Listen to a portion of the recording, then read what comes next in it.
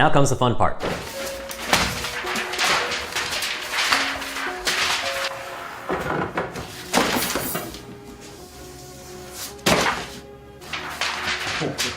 Paperwork. Every city has its own set of licenses and permits you need to have in order to operate a food truck. And although I can't cover every single one in this course, I've dedicated this chapter to New York City, and I've made a subchapter for LA. If you don't live in either of these two places, watch this chapter first, because 80% or more of the steps will be similar for your own city. Then, do your own research on your city's specific requirements for registering and getting proper permits for your food truck. Certificate of Authority. This allows you to collect sales tax on the things you sell. You'll also need this in order to purchase wholesale goods from many suppliers. In New York, every employee needs to get this certificate before they can get their mobile food vending license. Mobile food vending license. In New York, anyone on the food truck must have this license. You first have to get a certificate of authority and then study for the food protection course. The course is free if you do it online, or you can pay $53 to take it in person. Then you have to register to take the exam, which is $50. You can find your own truck's requirements from your state's Department of Health website. If you're in New York, it's almost impossible to find employees with a mobile license because most people looking for a job aren't going to bother getting the certificate, then studying for the exam, all just to work on a food truck. They could just work at a restaurant and not go through any of the hassle. This is why a lot of trucks just risk it and hire employees without the license. However, when the health department comes for an inspection, you'll get fined for each employee that doesn't have a license. In New York, it's $2,000 for each employee. You may come across applicants who have other types of food protection certification, like ServSafe. But in New York City, the only one that matters is the mobile food vending license from New York. Also, every employee has to have his license displayed at all times, or you can get fined. We provide our employees clear plastic ID badges that can be clipped onto clothing. You can expect to get inspected once a year on average, but if you're unlucky, you can get inspected 3 or 4 times. Food vending license. Anyone who manages a restaurant in New York City needs this license. Although this isn't required on a food truck, even for a food manager, I'm including this information because you may have come across some applicants who already have this license from a previous job. If so, those applicants can skip the exam portion to get the mobile version of the license. Instead, they have to get the certificate of authority, like I mentioned, and then go to the Department of Consumer Affairs, submit an application along with their food vending license, and wait for the mobile license to come in the mail. Mobile food vending permit. This is what your truck needs to legally sell food. Unfortunately, it's nearly impossible to get one legally in New York, resulting in a huge black market. There it is, the black market. The cost for the permit is only $200, but the waiting list has been closed since 2006, and there's still around 1,000 people on the current list that are waiting for their permits. Once this list is empty, the city will open up applications, and then you can put your name on the list to legally get your own permit, which you might get in a decade or so if you're lucky. As a result, people who already own a permit don't even use it. Instead, they rent them out on the black market for $25,000 or more every 2 years, because you need to have your truck inspected every 2 years. And even if you have the money, it's not as simple as going online and picking your favorite permit holder. You basically have to know someone. You can ask the different food trucks in the area to see if they know someone. You can also ask any commissaries or commercial kitchens. You know someone like that? Let's just say I know a guy who knows a guy who knows another guy. It's not uncommon to search for weeks or months until you find someone. Now, the following is purely for informational purposes, and I am in no way condoning these actions. Fair word of warning, since everything will be done in cash, be extremely careful about where you meet and who you bring with you. If you go through someone to find a permit holder, the middleman may want a finder's fee of 5 to 10% of the total amount, which is not uncommon. However, it's very important that you clear this up before they find a permit holder. Otherwise, it may become very awkward when the issue of money comes up. But what about my money? What money? AC said you had some dough for me. That effect. How much do I owe you? AC said 10%. Once the middleman puts you in contact with a permit holder, you should start speaking directly with the permit holder and not constantly going through the middleman. If the middleman controls the conversation, he may end up scamming you for more money. Also, only pay the finder's fee at the actual inspection after you pass and you receive the permit. If any middleman offers to find a permit holder for you, but asks that you pay for the service first, keep looking. Peace out. When you contact the permit holder, you'll negotiate the price for the permit. Don't bother lowballing them because they know how valuable their permit is. You'll also discuss terms of payment. They'll usually ask you for a deposit up front of around 10% and the rest of the money at the inspection. The initial 10% payment is probably the riskiest part of the deal because if the permit holder is a dick, he can just take that cash and disappear.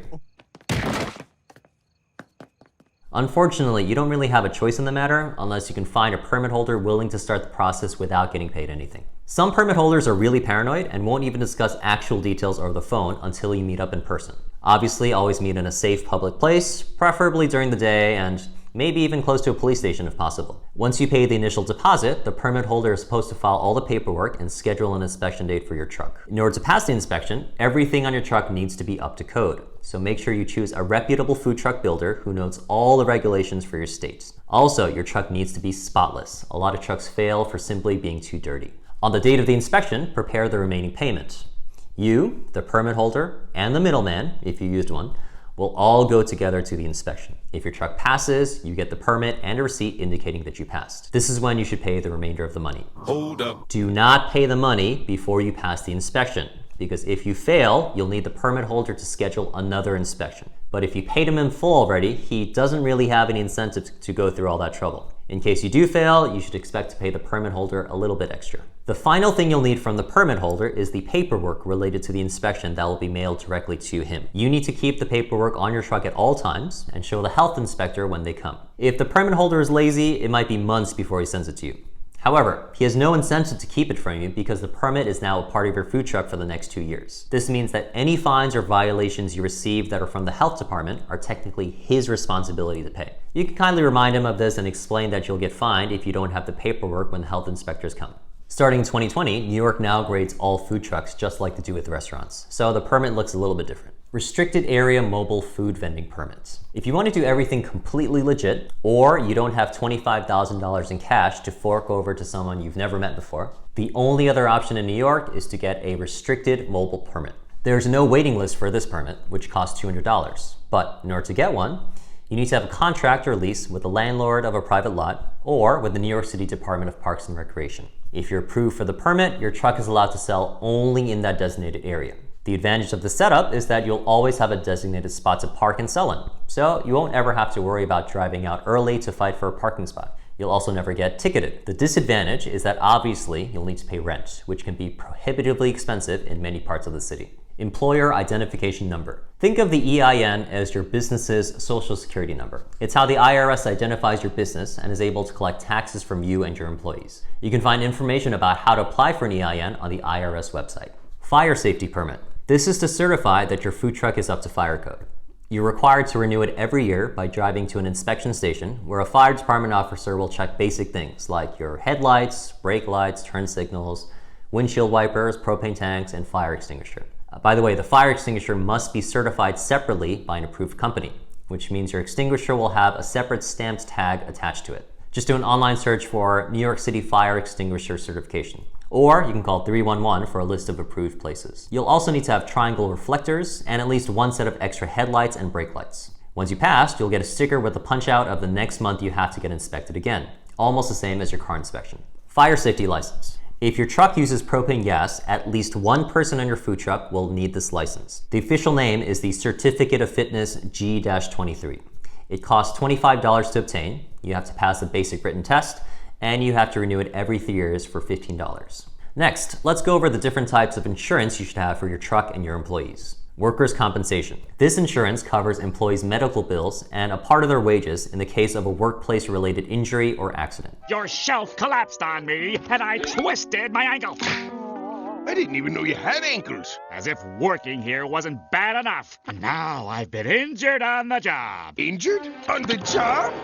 Oh no. Your employees also waive their right to sue you for negligence. Workers' comp is mandatory in most states, so if you don't have it in place, you can get fined or face jail time. If an employee is injured, they can sue you for medical expenses as well. If you choose not to get workers' comp, be careful not to make any of your employees disgruntled. It was a crime of passion, Jan, not a disgruntled employee.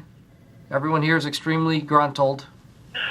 If you fire them, they can report you for not having workers' comp and you'll get fined. General liability. This insurance covers your business in case someone is injured or becomes ill because of your business. How's it going? Patrick, banana peel, don't! What did you say?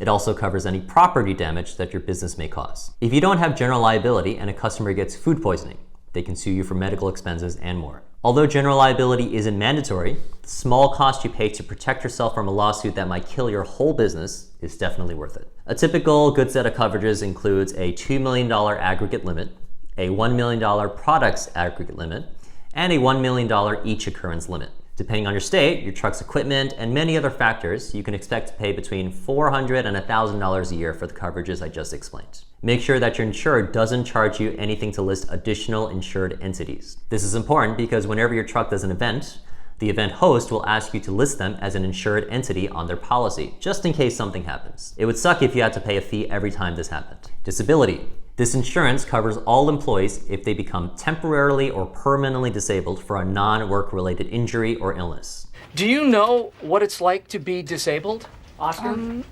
I had scoliosis as a girl. Never heard of it. No, a real disability, not a woman's trouble. The main difference between disability and workers' comp is that for an employee to receive workers' comp, their injury or illness has to be from something directly related to work. But for disability, it can be something like a car accident on the way to work, a sickness, or whatever. As of 2020, only 5 states make disability insurance mandatory: California, Hawaii, New Jersey, New York, and Rhode Island. Auto liability insurance. This insurance covers your truck, the driver, and any passengers in the case of a traffic-related accident.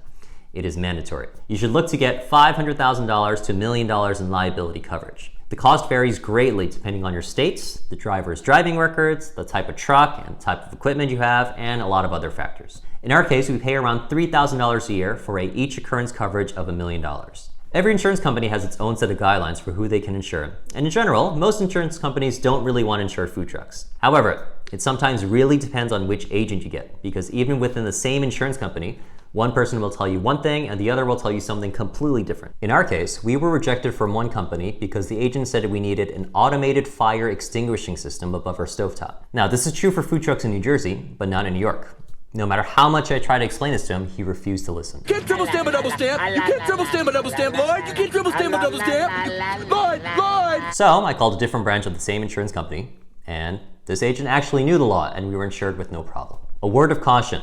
Make sure you review the food truck laws for your state thoroughly and never rely on an insurance agent to tell you what they are. What could end up happening is you get insured, even though your truck shouldn't be under that company's policy, and then you get into an accident. You file a claim and the insurance company says, you shouldn't have been covered in the first place, and they fight to not pay you out. You blame the agent that approved the coverage, but it doesn't matter because the policy itself goes against the company's guidelines. Another big thing is to add every person who will be driving your truck to the list of approved drivers. This may seem obvious in the beginning when it's just you or you and your partners, but it'll become relevant later on if you hire a driver. If your employee gets into an accident and they're not on a list, your insurance company may have the right to not cover anything related to that accident. As long as everyone on the list has a clean driving record for the past 7 years and is at least 25 years old, having multiple drivers should add minimal cost to your premium. So the following costs are specific for New York City. I'm assuming you'll have, including yourself, maybe 3 people on the truck in the beginning, so you'll need 3 mobile food vending licenses. At $50 each, it's $150. If you get the restricted permit for the mobile food vending permit, it's $200 plus first month's rent and 1 month security deposit. I'm assuming $3,000 for the rent, so a total $6,200. If you get the regular food vending permit on the black market, that'll be $25,000. The fire safety license is $25, and insurance varies highly depending on all the factors I talked to you about, but there's no upfront cost, so we'll put that at 0 for now. So this brings our total to $64.75 on the low end and $27,725 on the high end.